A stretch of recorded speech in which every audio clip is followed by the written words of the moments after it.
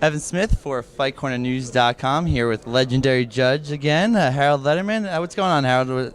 Same old, same old. Same old. We're getting ready for the big trilogy fight in Denver with Mike Alvarado and Brandon Rios. You know, it's the third time they're going to fight, and back in Mike Alvarado's hometown of ice cold Denver, Colorado.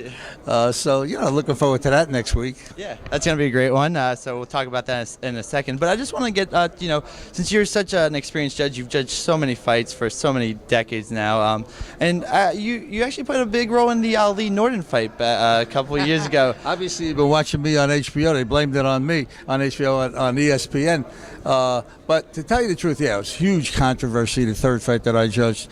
They had the police strike that night, and there was, a whole lot of stuff going on that night. But it was a very close fight, and Ali wound up winning the unanimous decision.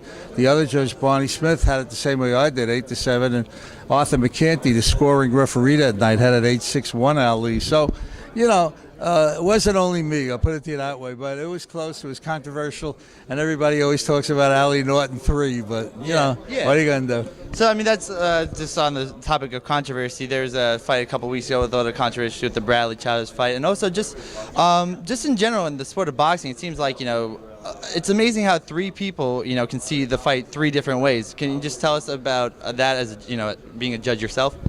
Well, I mean, sometimes it's the pressure. People aren't ready for a huge fight, like the fight that they're judging. Other times is, depends on where they're sitting. The judges sit on three different sides of the ring.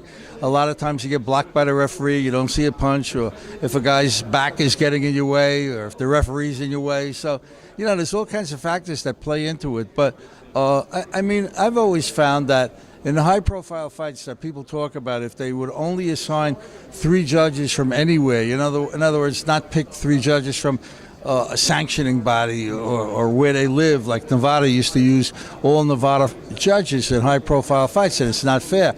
Rather than go out and find the three best judges for the high-profile fights, they used to use all Nevada guys, and they would wind up with a lot of controversial decisions. I think you could prevent that just by being more selective on who you use. Do you think, they used to use the referees to judge the fights? Is that a good thing that they moved away from that? Right. I think it is a good thing that the referee doesn't score. The referee's got too much to do. If he would only do his job correctly, we'd have a lot less injuries in boxing. The referee has to really watch out for the safety of the fighter rather than concentrate on who's winning and who's losing. There's no doubt that, no question that the referee has the best view of the fight. I won't argue that point, but I will argue that if the referee is concentrating on the scoring like he should, then, he could really miss something that would mean whether a guy lives or dies. And so, it's too important for the referee to concentrate on the safety factors and let the three judges score the fight. Okay. And just last point about judging, then we'll get a little bit into the fight, a couple fights here.